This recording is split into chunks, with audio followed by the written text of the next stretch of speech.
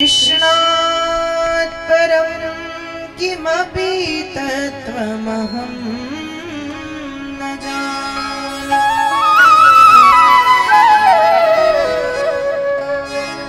राधा भक्ति हरिर्ज्ञानं ताभ्यां याच समन्विता तां श्रीं भागवतीं गाथां वन्दे युगलरूपिणी। नारायणं नमस्कृत्य नरं चैव नरोत्तमं देवीं सरस्वतीं व्यासं ततो जयमुदीरये।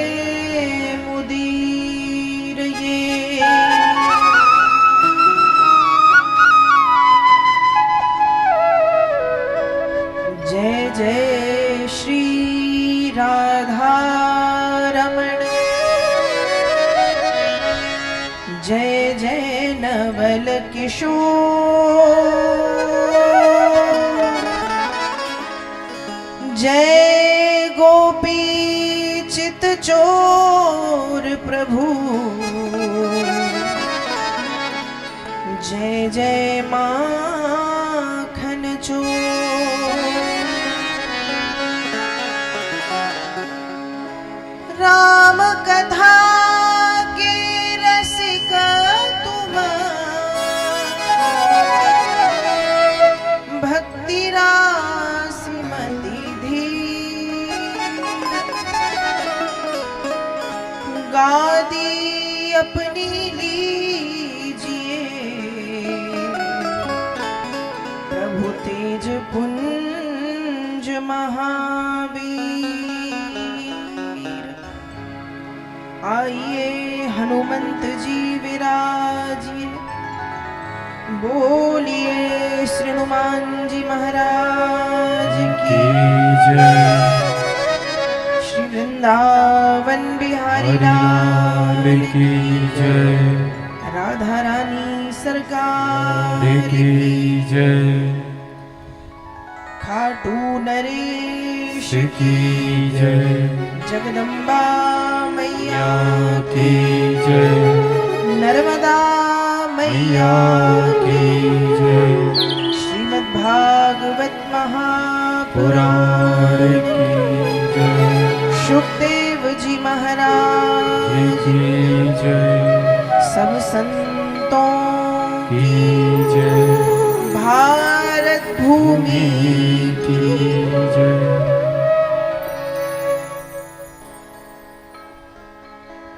यहाँ पर उपस्थित समस्त श्रद्धालु भक्तजन, विद्वज्जन, आदर्श चरित्र करुणामयी ममतामयी त्यागमयी माताएं बहनें, छोटे छोटे से बालनंद YouTube चैनल के माध्यम से भगवत कथा से जुड़ रहे समस्त भगवत कथा अनुरागी जन, आप सब मेरा प्रणाम स्वीकार करें। आइए भगवत कथा में प्रवेश करने से पूर्व मन एवं वाणी को पवित्र करने के लिए कुछ क्षण भगवान के पावन नाम का संकीर्तन करें। भाव से सभी गाएंगे। वाणी का सहयोग ताली सेवा अवश्य प्रदान करें और सभी बोलें।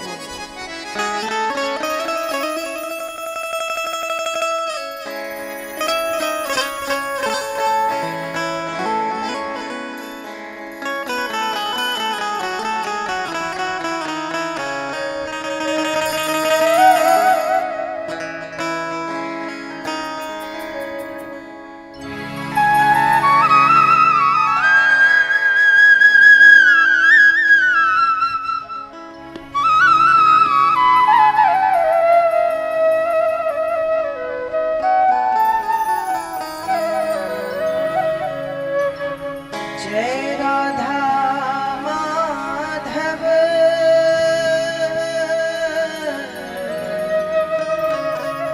जय कुंज बिहारी जय राधा माधव जय कुंज बिहारी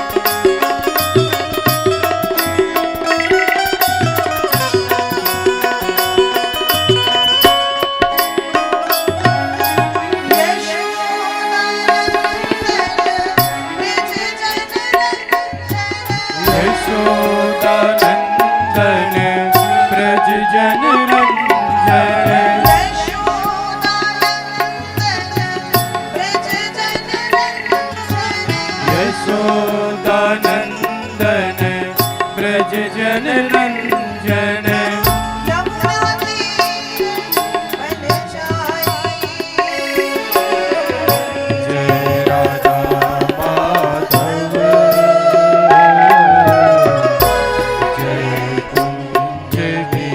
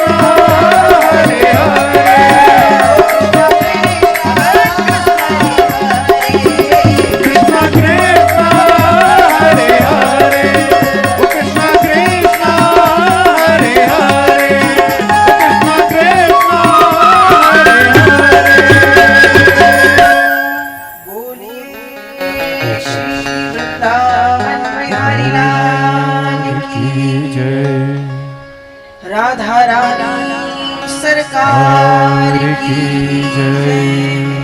श्याम सुंदर यमुना महारानी की जय। खाटू नरेश की जय।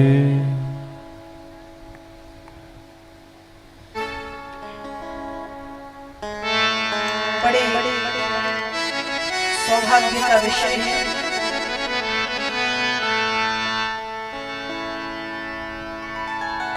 श्रीमद् भागवत कथा के दूसरे दिन की पावन बेला में हम आप सभी बड़े आनंद, बड़े उत्साह, बड़े उमंग के साथ प्रवेश कर चुके हैं। कथा का दूसरा दिन है और कल आप सबने भागवत का क्या सुना था? कहो, सब लोग आए थे? क्या सुना था? भागवत जी की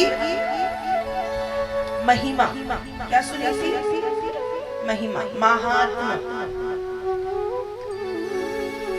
तो सबको पता है ना क्या सुना था महिमा में? बोल तो दो हाँ या ना। याद है? महिमा में क्या सुना था? भक्ति, ज्ञान और वैराग्य। और क्या सुना था? धुंधकारी की कथा। और क्या सुना था? भागवत क्या है। जैसे दूध में घी, वैसे ही भागवत में कौन? कृष्ण।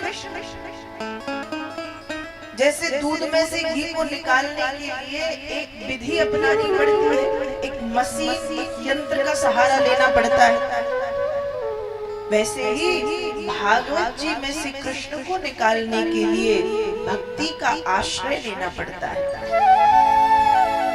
किसका आश्रय लेना पड़ता है? भक्ति का। तो कल आप सबने महात्मा को सुना और मुझे ऐसा लगता है या लग रहा है कि महात्मा आप समझ चुके। देखो भागवत क्या है? भागवत क्या है? भागवत 4 अक्षर से मिलकर के बना है पूरा शब्द। भा गा वा त। भागवत। भागवत क्या है? तो भा का मतलब है भक्ति। भा का मतलब है भक्ति। जिस कथा को सुनने आप बैठो और कथा सुनने के बाद आपको भक्ति की अनुभूति हो, या जिस कथा को सुनकर के आपको लगे कि हाँ भक्ति जीवन में उतारनी चाहिए, जिस कथा को सुनकर के आपके मन में भगवान राधा कृष्ण के प्रति प्रेम और भक्ति जागे, वो भागवत। तो भा मतलब भक्ति। जिस कथा को सुनकर के क्या मिले? भक्ति। गा मतलब ज्ञान। जिस कथा को सुनकर के ज्ञान मिले। ज्ञान किस चीज का? ज्ञान का मतलब है क्या करना चाहिए, क्या नहीं करना चाहिए, क्या उचित है, क्या अनुचित है, क्या सही है, क्या गलत है। जिस कथा को सुनकर के उचित अनुचित का ज्ञान हो जाए, सत्य असत्य समझ में आए, क्या करना है क्या नहीं करना वो समझ में आए, वो है भागवत। तो भा मतलब भक्ति, गा मतलब ज्ञान, वा मतलब वैराग्य, वा मतलब वैराग्य। जिस कथा को सुनकर के मन में वैराग्य जागे, क्या जागे? बोलो, वैराग्य। अब यहाँ पर वैराग्य का मतलब ये नहीं कि हम बाबा बैरागी बन जाएं, हम घर गृहस्थी छोड़ के जंगल में झोपड़ी बना के लंबे लंबे बाल बढ़ा के और सफेद पीले वस्त्र पहन के रहें। यहाँ वैराग्य का मतलब है कि संसार से विरक्ति हो, मतलब संसार से लगाव धीरे धीरे कम हो और भगवान के चरणों में प्रेम बढ़ जाए। संसार से विरक्ति और कृष्ण के चरणों में अनुरक्ति, संसार से वैराग्य और कृष्ण के चरणों में अनुराग, संसार से वैराग्य और कृष्ण के चरणों में राग, मतलब प्रेम बढ़ जाए जिस कथा को सुन करके। तो भा मतलब भक्ति, गा मतलब ज्ञान, वा मतलब वैराग्य और ता मतलब त्याग और तपस्या। जिस कथा को सुन करके मन में तपस्या और त्याग करने का भाव जागे, वो भागवत है।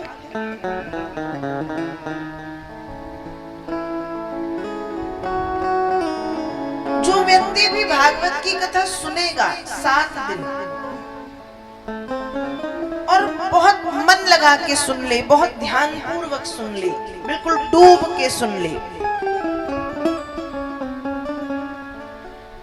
तो वो यदि नास्तिक भी है लेकिन डूब के कथा को सुनेगा तो उसका जो प्रेम है वो भगवान के चरणों में हो जाएगा।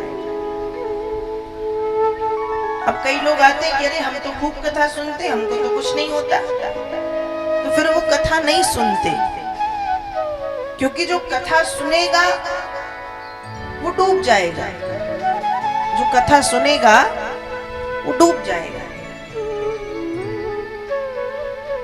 एक कोई पेशेंट डॉक्टर के पास गया, मरीज इलाज करवाने, और डॉक्टर से कहा कि डॉक्टर साहब मेरे पेट में दर्द है।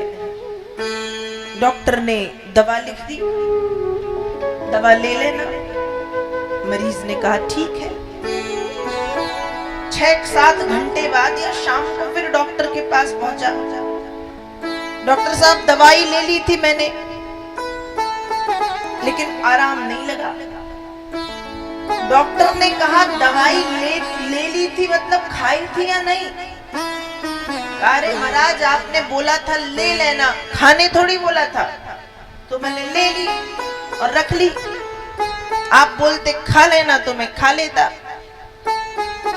तो ऐसी स्थिति कथा की है कि आप कथा में आके बैठे हैं, लेकिन जब तक उसने दवा खाई नहीं उसको आराम नहीं मिलेगा। भले वो 4 बार लेके रख ले, लेकिन जब तक वो खाएगा नहीं हर 2, 4, 6 घंटे में, जब तक वो पूरा डोज पूरा नहीं करेगा, कोर्स पूरा नहीं करेगा दवा का, तो उसको आराम कैसे मिलेगा? मिलेगा क्या? वैसे ही कथा में आके सिर्फ बैठना नहीं कि हम तो बैठ गए, बैठने से क्या होगा? कथा में सिर्फ बैठना नहीं है, कथा में डूबना है। क्या होना है? डूबना है। और वास्तव में जो कथा में डूबता है ना, वो फिर उसको जब तक वो कथा में है, 2 घंटे 3 घंटे या 1 घंटे के लिए भी यदि कोई बैठा है, तो जब तक वो कथा में रहेगा उसको यहाँ वहां की खबर नहीं होगी। जो वास्तव में बैठा है, जो वास्तव में बैठा है वो चारों तरफ की खबर नहीं। और जो सिर्फ बैठा है एक शरीर बन के, दिखावा कर रहा कि हम तो निमंत्रण पूरा करने आए, भाई हमको तो कार्ड मिला था, इनविटेशन, तो हम आ गए एज अ फॉर्मेलिटी, दिखावा, व्यवहारिकता निभाने के लिए। और ऐसा व्यक्ति आके यदि सिर्फ बैठे और कहे कुछ नहीं हुआ, तो सिर्फ जो बैठा है उसको कथा बस समझ में नहीं आएगी, बाकी सब समझ में आएगा। उसको गर्मी भी लगेगी, उसको भूख भी लगेगी, उसको प्यास भी लगेगी, उसको घर की याद भी आएगी, उसको ये भी लगेगा कि कहीं बारिश ना हो जाए, मेरे कपड़े छत पे सूख रहे हैं। उसको ये लगेगा कहीं कोई घर पे आया ना हो, अरे मैं उस दरवाजे में ताला मार के नहीं आई या नहीं आया, उसको ये सब दिखेगा। बैठा है, लेकिन जो वास्तव में बैठा है कथा सुनने के लिए, उसको कुछ नहीं दिखेगा।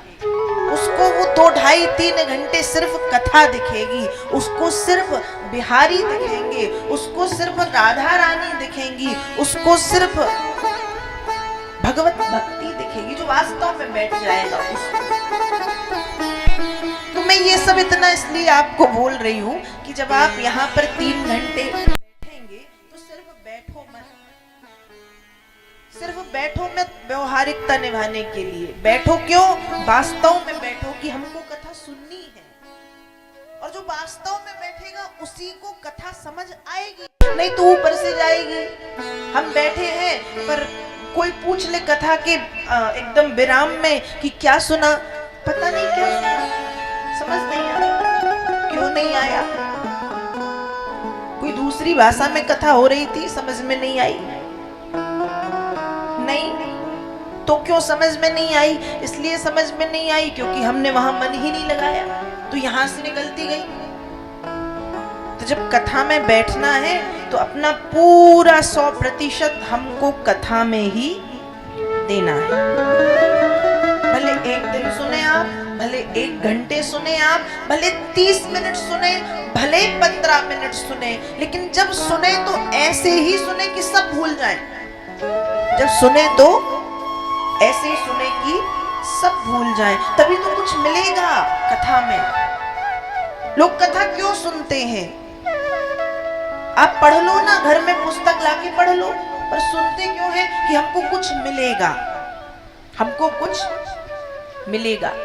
भगवान की कथा सिर्फ कथा थोड़ी है कि ऐसा हुआ, एक बार की बात है, फिर ऐसा हुआ, फिर ऐसा थोड़ी है। भगवान की कथा प्रसंग के माध्यम से व्यक्ति तक वो बातें पहुंचाने का प्रयास किया जाता है सरल शब्दों में, जो हमको समझ में आती नहीं, जो हमारे जीवन के लिए उपयोगी है, जो हमारे सुख शांति के लिए उपयोगी है, जो हमारे परिवार के लिए, जो हमारे समाज के लिए, जो हमारे राष्ट्र के लिए उपयोगी है।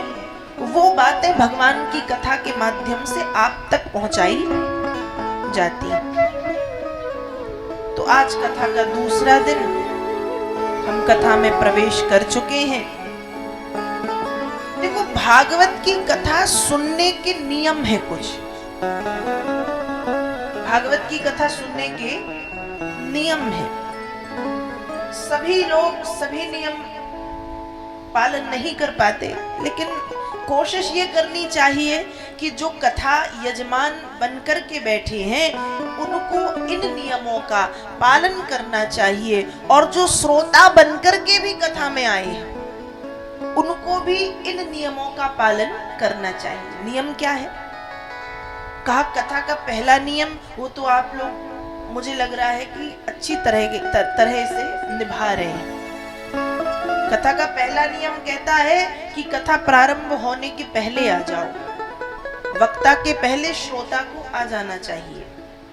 और जाना कब चाहिए? कहा जाना तब चाहिए जब कथा पूर्ण हो, आरती हो, प्रसाद मिल जाए, उसके बाद घर जाइए। पहला नियम। दूसरा नियम, 7 दिन तक जो कथा के यजमान हैं या जो नॉर्मल लोग भी बैठ के श्रोता बन के कथा सुन रहे हैं डूब करके, उनके लिए दूसरा नियम है कि 7 दिन तक अपने माथे पर तिलक धारण करना चाहिए। क्या करना चाहिए? तिलक। अब यहाँ आप सब बैठे हैं, इतने सारे लोग, 1, 2, 4 लोग ही हैं जिनके माथे पे तिलक है। बाकी क्यों नहीं लगाते आप तिलक? लगाना चाहिए। आप पूजन तो रोज करती होंगी, सुबह सुबह आप भी करते होंगे। मैं ये नहीं करेगी यहाँ से लेके यहाँ तक वाला तिलक लगाओ, लेकिन एक छोटा सा, बिल्कुल छोटा सा बिंदी जैसा तिलक आप बिंदी के ऊपर नीचे लगा सकते हैं ना। और ये सिर्फ कथा के लिए नियम नहीं है, ये नियम आपके लिए हमेशा के लिए है। आप कहोगे उससे होता क्या है? आजकल लोगों को ये जरूर बताना पड़ता है कि उससे होता क्या है। पहले हमारे साधु संतों, महात्माओं, विद्वानों के द्वारा कुछ बताया जाता था तो लोग सुनकर के उसको मानने लगते थे। आज लोग ये पूछते हैं कि उससे होता क्या है, उससे होता क्या है। तो वो भी सुन लो होता क्या है। तिलक लगाने का नियम क्या है? तिलक सबसे पहले आप जिन भगवान जी की पूजन करते हैं, चाहे वो राधा रानी हो, चाहे ठाकुर जी हो, चाहे शिव जी हो, चाहे जगदम्बा मैया हो, चाहे कोई भी भगवान हो, उनके चरणों में लगाओ। कहाँ लगाओ? चरणों में।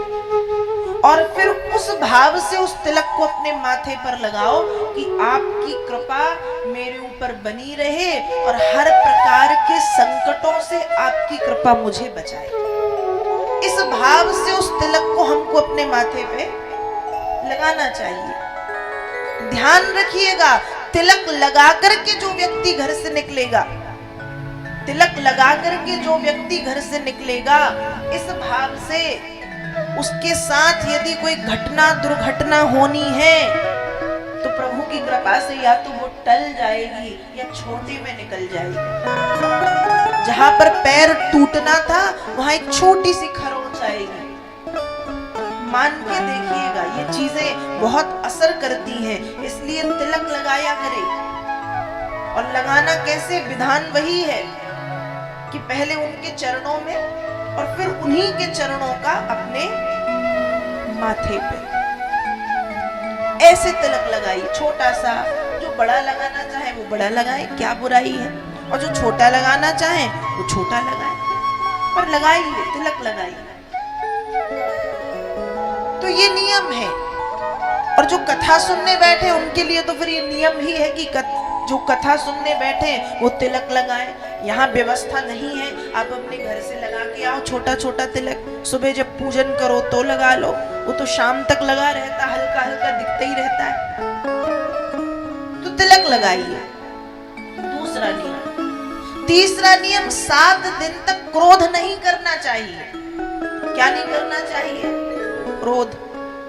अब कथा सुनने बैठे हैं और पता चला है कि किसी को देख कितना गुस्सा आ गया कि कथा भूल गए, ये गलत है।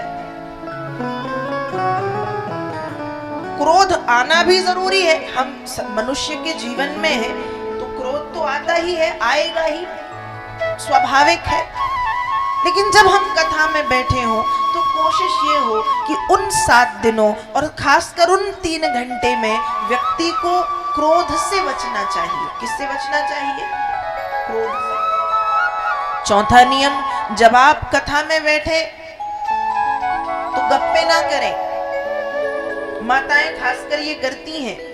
क्या करती हैं? गप्पे करने लगती। कथा में आई, बाजू वाली को देखा, अरे तुमने ये साड़ी कहाँ से ली, अरे तुमने ये सूट कहाँ से लिया, बहुत अच्छा लग रहा है, ये कलर कौन सा है, कितने का लिया।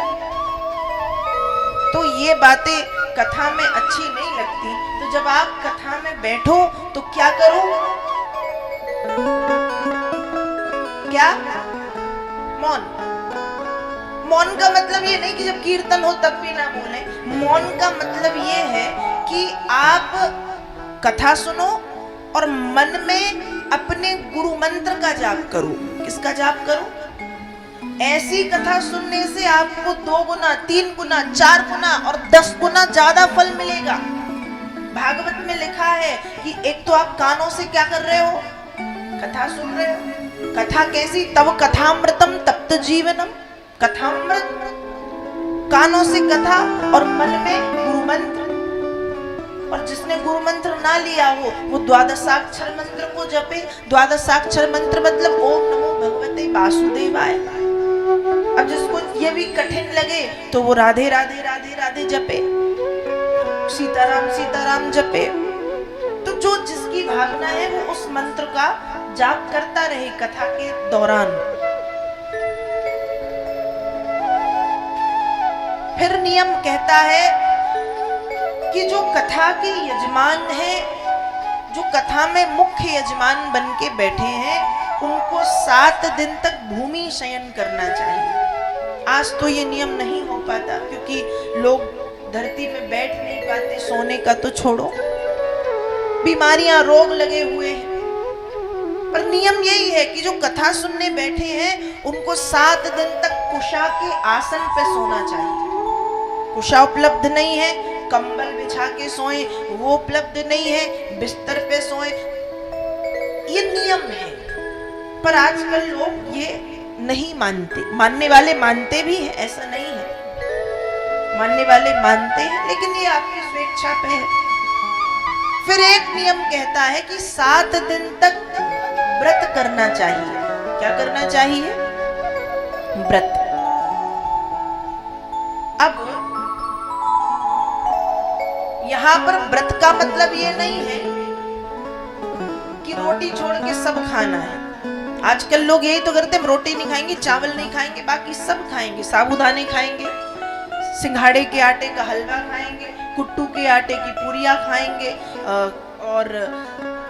और भी जो जो व्रत में बनता है वो सब खाएंगे, सिर्फ रोटी नहीं खाएंगे। यहाँ व्रत का मतलब सिर्फ खाना नहीं है या खाना छोड़ना नहीं है। व्रत का मतलब है नियमों व्रतः, कोई एक नियम अपने जीवन में उतार लेना।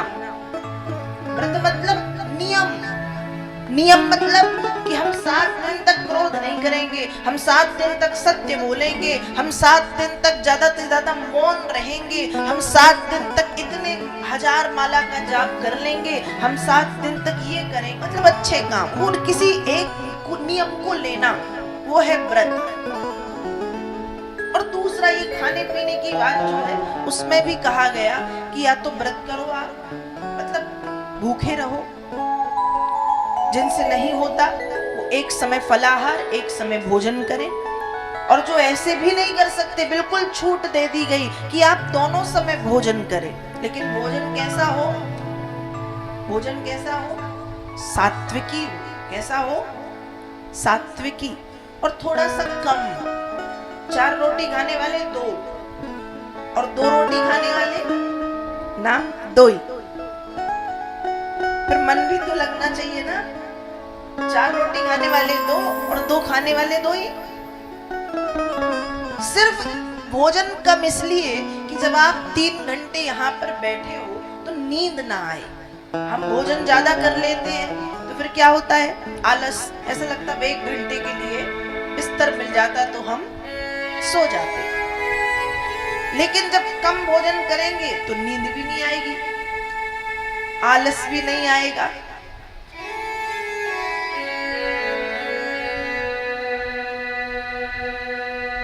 तो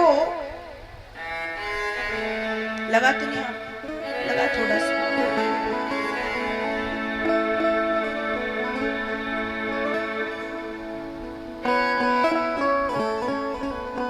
तो थोड़ा सा कम भोजन करें, सादा भोजन करें।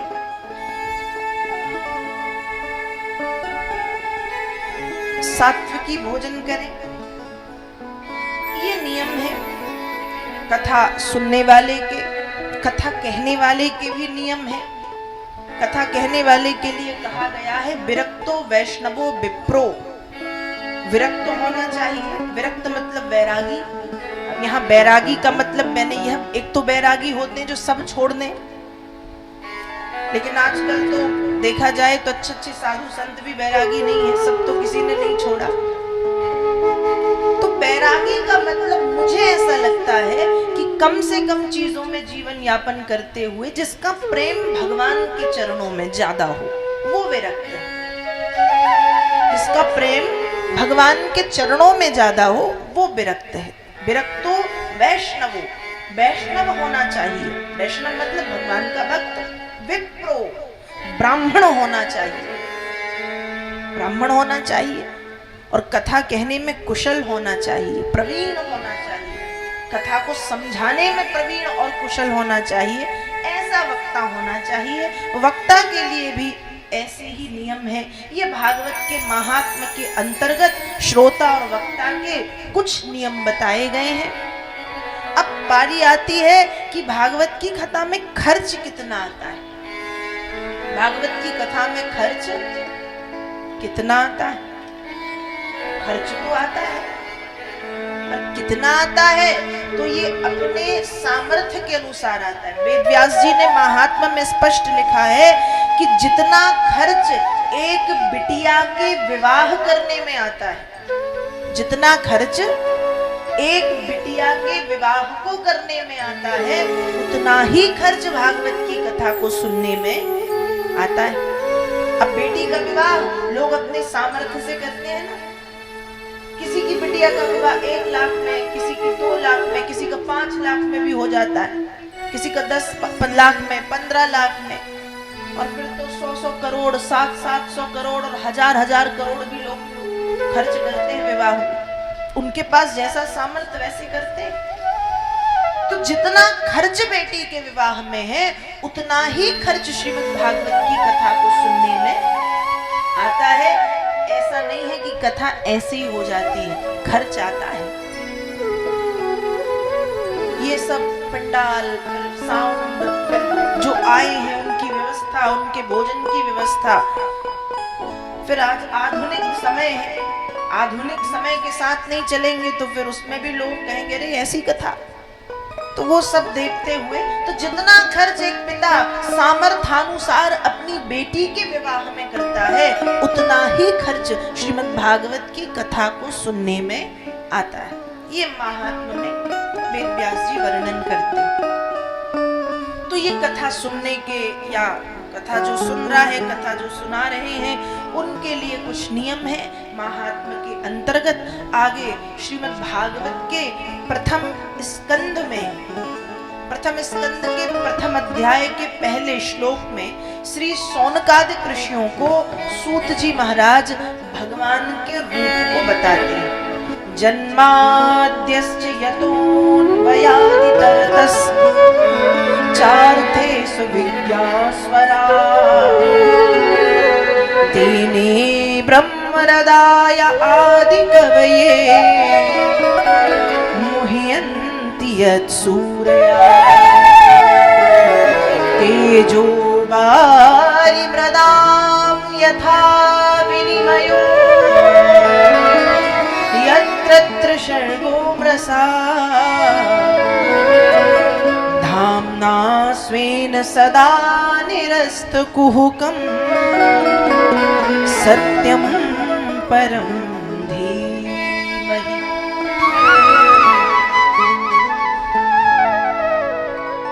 तो भागवत के पहले श्लोक में ये प्रथम स्कंद के प्रथम अध्याय का पहला श्लोक, इसमें भगवान का रूप बताया। कल भी आपको महात्मा के पहले श्लोक में शुरुआत ही हुई थी, सच्चिदानंद रूपाय। सच्चिदानंद मतलब जो सत्य है।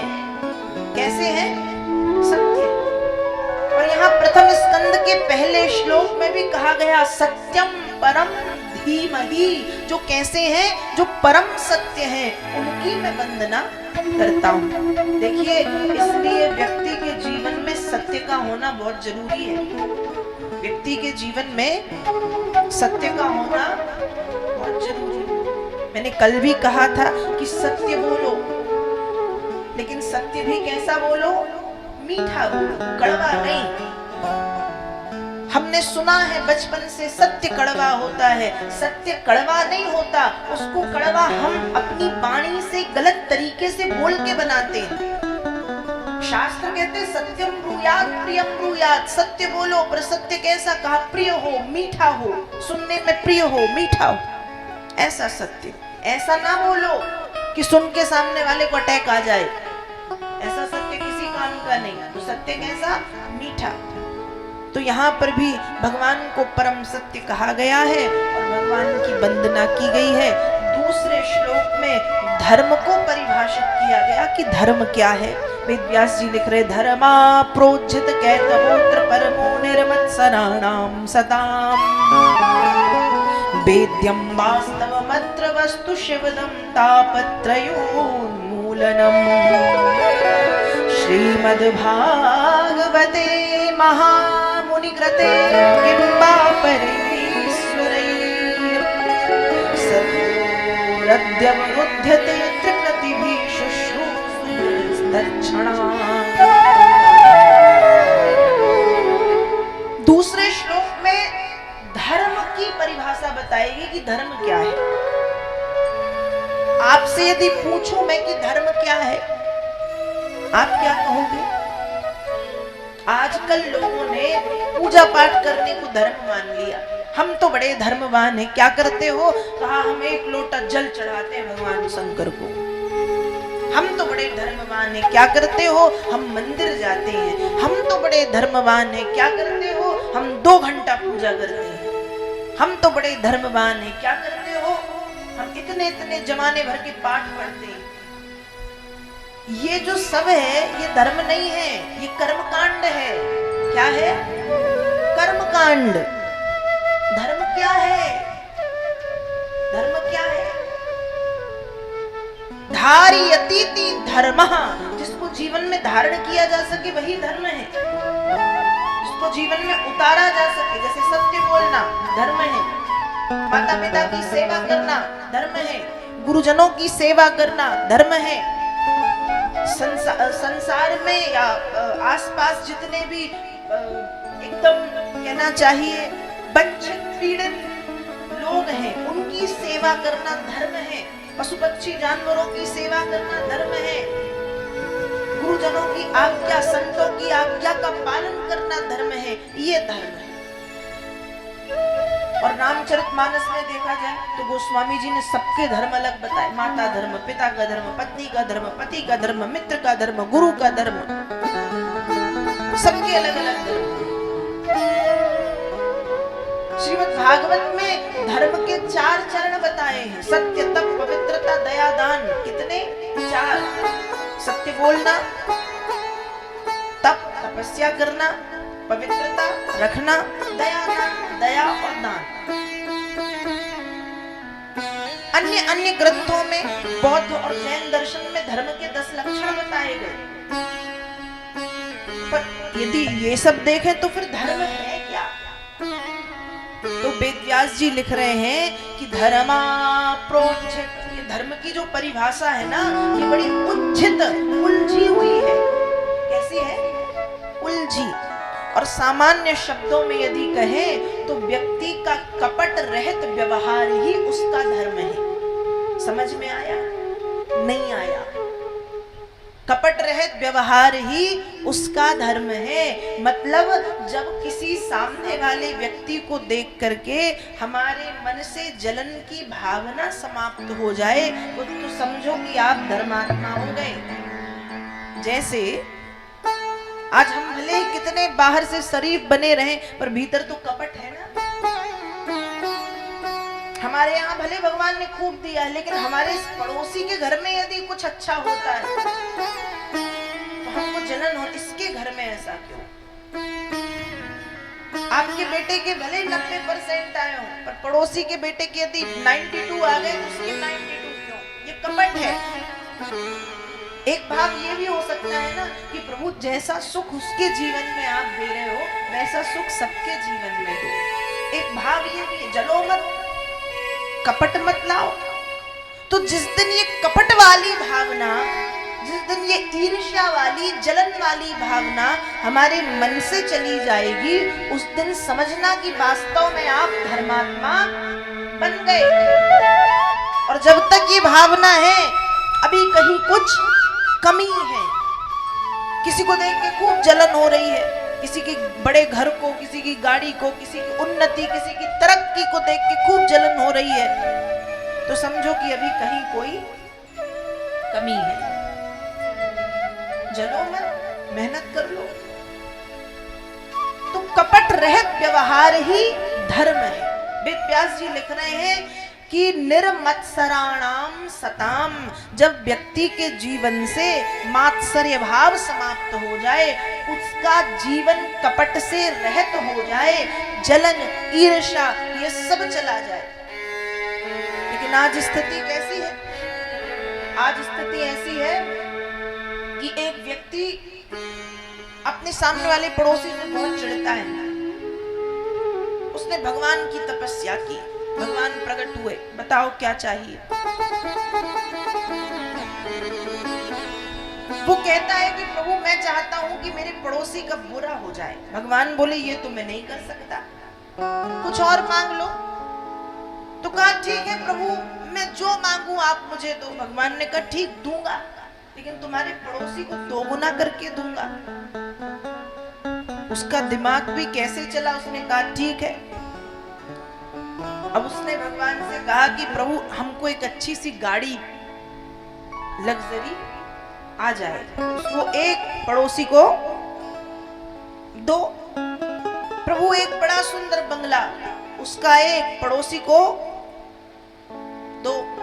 भगवान हमारे घर के सामने एक कुआं, उसको एक पड़ोसी को दो। प्रभु हमको खूब सुंदर बना दो, वो सुंदर तो पड़ोसी और ज्यादा सुंदर।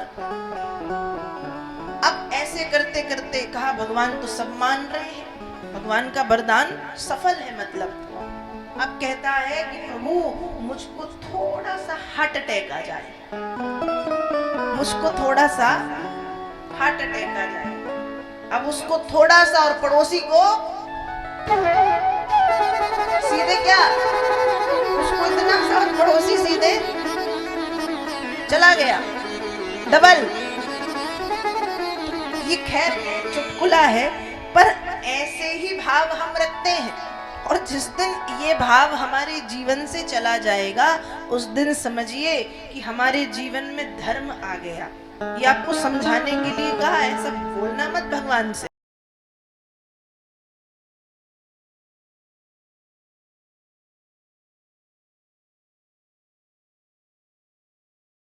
आनंद टीवी से जुड़ने के लिए आप हमें व्हाट्सएप करें 9277395752 पर।